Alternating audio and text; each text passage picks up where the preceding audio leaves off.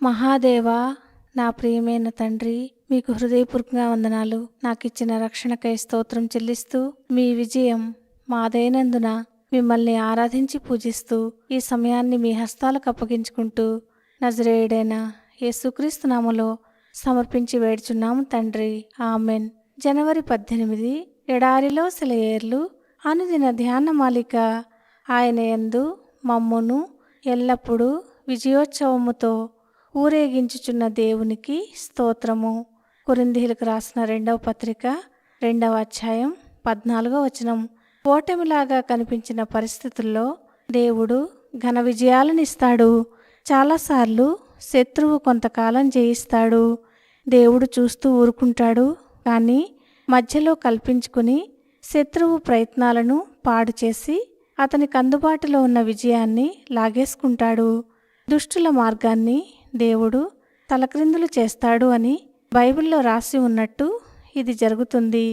ఆ తర్వాత మనకి దొరికే ఘన విజయం అంతకుముందు శత్రువుది పైచేయిగా ఉండకపోయినట్టయితే అంత ఘనంగా కనిపించేది కాదు. 3 యూదా యువకుల్ని మండుతున్న అగ్నిగుండంలోకి పడేసిన కథ మనకి తెలుసు కదా. ఇక్కడ శత్రువు గెలిచినట్టే ముందు అనిపించింది. సజీవుడైన దేవుని సేవకులు భయంకరమైన అపజయాన్ని ఎదుర్కోబోతున్నట్టు అనిపించింది. మనకి కూడా ఎన్నో పరిస్థితుల్లో మనం ఓడిపోయినట్టు, శత్రువు గెలిచినట్టు అనిపిస్తుంది. ఆ యూదులను మంటల్లోకి విసిరేసిన పగవాళ్ళు ఆనందంగా తొంగి చూస్తున్నారు.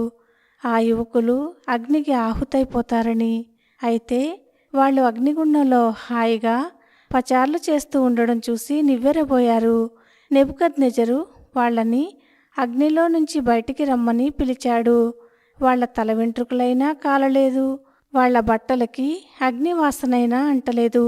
ఎందుకంటే ఈ విధమైన ఆశ్చర్యకరమైన రక్షణనిచ్చే దేవుడు మరెవరూ లేరు. అపజయంగా అనిపించినది ఉన్నట్టుండి ఘన విజయంగా మారిపోయింది. ఈ 3 యువకులు ఒకవేళ విశ్వాసాన్ని, ధైర్యాన్ని కోల్పోయి దేవుడు మమ్మల్ని ఎందుకీ అగ్నిగుండం పాలు చేయబోతున్నాడు అని గోలపెట్టినట్టయితే వాళ్ళ అగ్నిగుండంలో కాలి మసైపోయేవాళ్లేమో. దేవుడికి ఏమీ మహిమ కలిగేది కాదు. ఇప్పుడు నీకేదైనా గొప్ప శోధన ఉన్నప్పుడు దాన్ని నువ్వు పరాజయంగా స్వీకరించవద్దు. విశ్వాసంతో అలానే సాగిపోతూ ఉండు.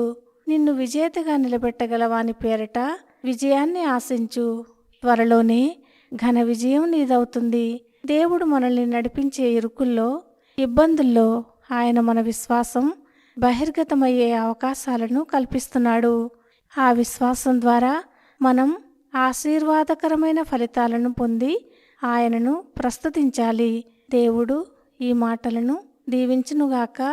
ఆమెన్.